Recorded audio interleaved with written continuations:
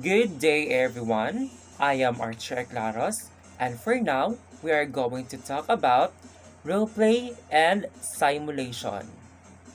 Roleplay and simulations are form of experiential learning that allows students to explore concepts, practice skills, relate to others, see multiple perspectives, and engage in modes of learning in the classroom. Play is a powerful learning approach, increasingly in the higher education. Experiential learning strategies such as role and simulations allow students to take on different personas and interact with diverse learning settings. With role play, students assume different characters and act out of scenarios, typically without any scripts. These spontaneous scenarios can situated in reality or ones they are unfamiliar with. Students must use creativity and critical thinking to further get into their role. Depending on the context and setup, role play may take days to or even an entire semester to complete. So here are just a few common examples of kids role play.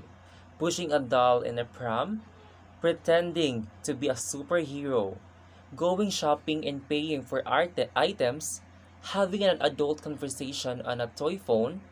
Next is simulation.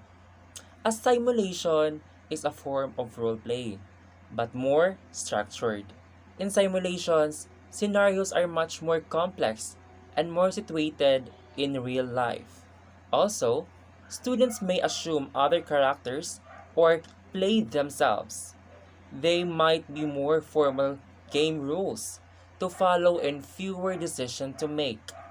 Once the scenario is created by the instructor, the simulation typically takes a day to complete.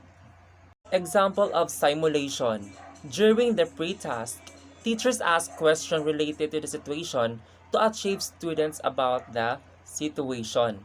Teachers provide the situation where the pairs are required to take a role of a student in school. One student takes a role a new corner who refuses to go for lunch with another student who invites her. They simulate the task according to their own personalities.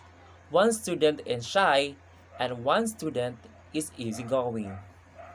Role play and simulations significantly contribute to a student's learning as they are able to consider the multiple perspectives within a challenging environment. Instructors are able to cover more complex course topics in a way that moves students from passive to active learners as they attempt to problem solve within these next contexts. Role-play and simulations provide students with opportunities to learn and develop skills in purposeful ways. Instructors can give a traditional lecture in history, or students can experience it for themselves through role-play that provides deeper historical context while making it personal. For example, simulation students can replicate real scenarios they may encounter either in their chosen discipline or just in life. Instead of relying on traditional assessments, role-play or simulations can better introduce key concepts in a more authentic way that promotes better engagement and retention among learners. Overall, role, mo- role play and simulations challenge students to better understand complex processes or concepts through a creative application.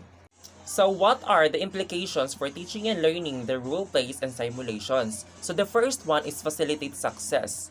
Role play and simulations give students opportunities to reflect on learning in a way that makes tacit knowledge much more explicit and engaging.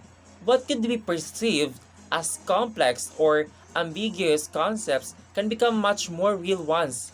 A student assumes a role and it is able to apply theory to actual practice. Ironically, once placed in one activity that has clear rules and assigned roles, students are then free to focus on achieving learning goals in a much more creative without worrying about failures. So the next one is scaffolding or coaching. So in order to move students to greater independence in their learning, instructors should consider scaffolding assignments and course materials to better guide students. Role-play and simulations are unique techniques in instructors can use to gradually increase complex in their courses by creating scenarios that align with course objectives, build time for students to reflect on learning and model certain processes, and have students overall build agency within their discipline or interests. The last one is assessment as learning. So by taking on the role of another person, role play and simulations led to more reflection and awareness of learning. Students can use such activities to monitor their own progress and make adjustments when needed for further understanding. Along with proper guidance and feedback, students can use role model or a role play or a simulation rather to self-assess and continue to ask new questions. That's it, and God bless.